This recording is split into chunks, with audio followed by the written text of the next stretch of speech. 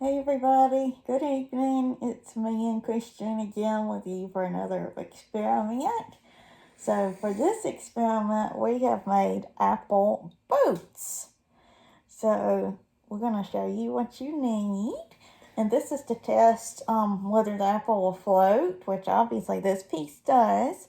But we're also going to test a couple of different sizes of apples to see if those float as well. So what do we need? You're gonna need some paper. We used blue, but you can use any color you want. And you'll also need like some little sticks. Like toothpicks could work, but we didn't have any, so we have these long sticks, and then you're gonna want to break them in half.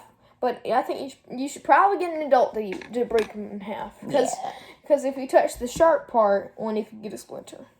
Okay. And the last thing you'll need is, of course, an apple. An apple, and you'll need something to cut the apple with, so you might want to have an adult do that for you. Right? Mm-hmm. Okay, so this is our example. So this is an apple that's been cut in half, and we put a piece of paper in there for a sail to make it look like a boat, and it does float. Our paper got a little bit wet, but that's okay. So what Miss Carrie also did was I also cut up some different sizes. Like here's a tiny piece of an apple. Here's a bigger slice. It's like a medium size. And this is the last part of the apple from this. So if you're going to make one this size, first you're going to poke the stick in.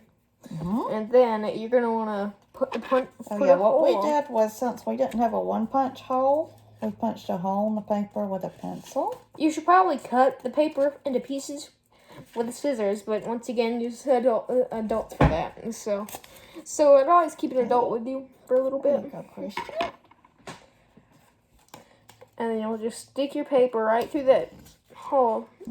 And you'll kind of want to bend it a little bit. Yeah, so we're going to bend it to where it looks like a sail. Okay, and let's test it. This is what it looks like.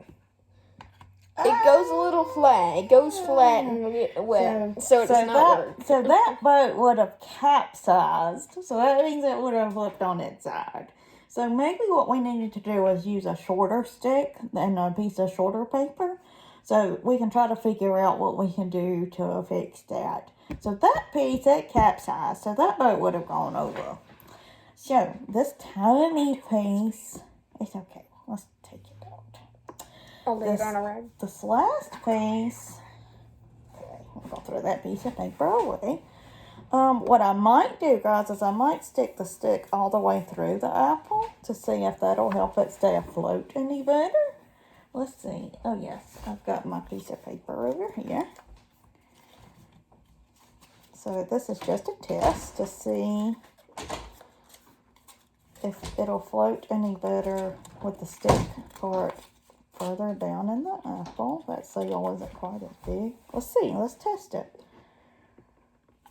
Let's see. There we go. It works. It works. It still kind of goes on its side a little bit like a wave is hitting the apple. But because here's why it's floating. It's because the sail is a little bent, so now it stays afloat. And the stick, we put it further into the apple. So that is our experiment for the night. And so if you would like to do this experiment, it's super fun and it's super easy. We were able to do this one in just a few minutes. So this is just a neat experiment about will it float. You could also try to see if other household objects will float. Like we could try to see if our stick that we use will float. And it does.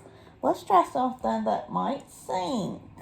Let's see. What else do we have, Christian, that might sink? You could grab like a little water toy, like those little water toys you can use in like a bathtub. I'll go find one. Let's see. We could try one of our Christmas decorations. We can see if this tiny Santa will float. He floats too. Let's see. What else can we find, guys? I managed to find one object. It's not a bath toy though. It's a little cereal mascot toy, so. Okay, let's try our Lucky Charms guy. And he He sinks. sinks. Because So- if you look at the bowl, you will see the green that is from Oh, excuse Lucky. my finger, It's right guys. there. That green thing right there. So if I reach in, You have and to pull- reach to the bottom. and he's right there. I've also got this push pin. So the push pin sinks too. So this is like the little pins that you put in for templates. So you can also do that. Let's try one more object. It is another cereal mascot. It's the one for Cheerios. We have him too. So we're going to go grab him and let's see if he floats just Okay, like we'll let Kristen try one more.